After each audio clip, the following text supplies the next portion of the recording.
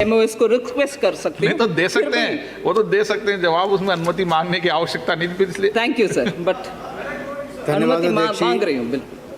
नहीं, अनुमति मांगने की आवश्यकता नहीं, वो दे सकते हैं जवाब। धन्यवाद अध्यक्ष जी।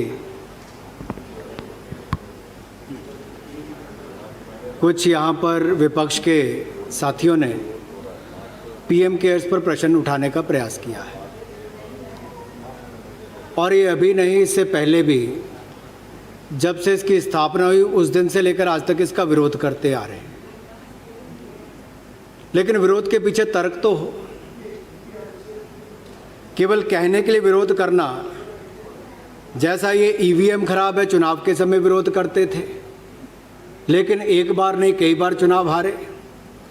फिर कहा जनधन खराब है, फिर कहा डिमोनेटाइजेशन खराब है, फिर कहा ट्रिपल तलाक खराब है, फिर कहा जीएसटी खराब है, फिर कहा 3 तलाक खराब है। आपको तो हर चीज़ में खराबी नज़र आती है। सच्चाई ये है कि आपकी नीयत खराब है, आपकी नीयत खराब है। नीयत और सोच खराब होने के कारण आप एक अच्छे कदम को भी खराब नज़रिए से देख रहे हैं।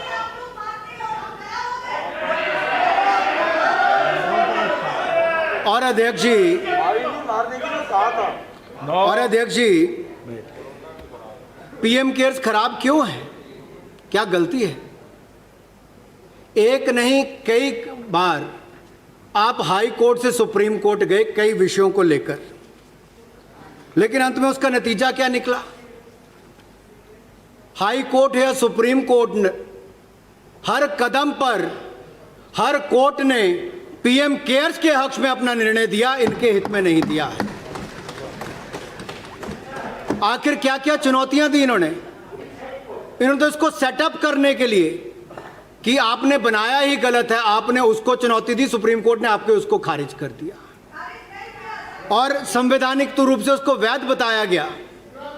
यही नहीं सर, ये अप्रैल महीने में चले गए थे सर, मार्च में बना, अप्रैल महीने में उसके विरोध में चले गए। देश कोरोना महामारी से लड़ने के लिए तैयारी कर रहा था, प्रधानमंत्री जी कदम उठा रहे थे, लेकिन ये उस समय भी राजनीति कर रहे थे, विपक्ष का काम कर रहे थे ये। और जून 2020 में सर इन्होंने उसको कहा कि इसको आरटीआई एक्ट के आरटीआई के अंतर्गत देना चाहिए, उसको भी कोर्ट ने खारिज कर दिया, दिल्ली हाई कोर्ट ये लोग है। उसके बाद इन्होंने कहा कि सारे पैसे नेशनल डिजास्टर रिलीफ फंड में ट्रांसफर करने चाहिए। कोर्ट ने उसमें डिटेल जजमेंट दी है कि नेशनल डिजास्टर रिलीफ फंड में राज्य और केंद्र का पैसा जाता है और इस पे पीएम केयर्स फंड में कंसोलिडेटेड फंड का कोई पैसा नहीं जाता, कोई बजटरी सपोर्ट नहीं जाती। ये स्वैच्छिक निधि से जो लोग जनता पैसा देती है वो पैसा इसमें आता, केंद्र सरकार का कोई पैसा इसमें नहीं गया है।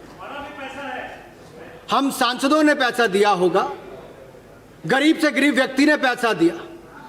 सर मुझे दुख इस बात का होता है कि गरीब से गरीब व्यक्ति ने तो इसमें अपना योगदान दिया, लेकिन कुछ लोग यहां पर ऐसे हैं कि उनकी अच्छी सोच पर भी प्रश्न चिन्ह खड़ा करते हैं। ये केवल नरेंद्र मोदी जी की सोच पर या प्रधानमंत्री की सोच पर प्रश्न खड़ा नहीं करते, ये हिंदुस्तान के 138 करोड़ की जनता की सोच पर प्रश्न चिन्ह खड़ा कर रहे हैं। किन लोगों ने योगदान दिया, मैं कुछ कहना चाहता हूं सर इस पर। सर उत्तर प्रदेश के प्रयागराज की 9 साल की अनुष्का और 6 साल के युवराज ने अपनी गुल्लक तोड़कर 700 रुपए में से 300 रुपए इसके लिए योगदान दिया है सर, बच्चों ने दिया है सर। अगला कानपुर के किदवई नगर में बच्चों ने मजदूरों के लिए जो गुल्लक तोड़कर सर 5,855 रुपए पीएम केयर्स फंड के लिए दिए सर।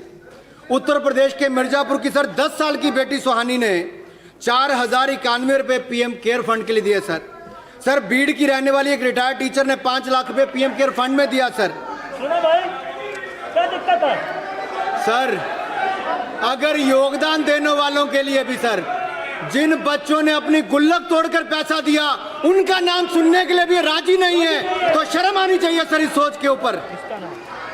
सर उत्तराखंड की अगस्त मुनि 80 साल की वीरांगना सर दर्शना देवी जी सर 10 किलोमीटर पैदल चलकर बैंक आई और अपने जीवन भर की पेंशन 2 लाख रुपया पीएम केयर्स में दी थी सर, 2 लाख रुपया सर। सर दिल्ली के जयप्रकाश नगर के 82 वर्ष के महेंद्र सिंह सर 1 लाख रुपया पीएम केयर्स फंड के लिए दे दिया सर। सर उत्तराखंड के गौचर के 60 साल की देवकी भंडारी ने सर 10 लाख रुपया पीएम केयर। सर नेता हो, अभिनेता हो, मजदूर हो, कर्मचारी हो, सांसद हो या विधायक हो, हर किसी ने अपनी ओर से देने का प्रयास किया है, क्योंकि ये लड़ाई देश की लड़ाई थी और इस लड़ाई में प्रधानमंत्री मोदी जी ने पीएम केयर फंड की स्थापना करने का काम किया सर। सर अभी उसमें मुझे बहुत कुछ कहना है सर। सर इनका असली चेहरा तो दिखाना बाकी है सर। सर इसमें कम से कम आधे घंटे का समय तो चाहिए होगा सर, क्योंकि नहीं, वो आज जो बिल की फुल डिबेट पे समय बोलना सर इनका सर या तो आप ये कह लीजिए अभी तो किया तो मुझे विस्तार में अपनी बात अभी रखने का, या सर चर्चा के समय मुझे अपनी पूरी बात रखने का अवसर मिले के समय पूरा मौका सर मैं एक बात जरूर कहना चाहता हूं, प्रधानमंत्री जब आप चर्चा करने आए तो मेरे विपक्ष के लोगों से अनुरोध रहेगा, कृपया करके प्रधानमंत्री नेशनल रिलीफ फंड को पढ़कर आए। 1948 में सर शाही हुक्म की तरह उस समय के प्रधानमंत्री नेहरू जी ने कह दिया पीएम नेशनल रिलीफ फंड बना दो। 1948 से लेकर आज तक उसकी रजिस्ट्रेशन तक नहीं हो पाई।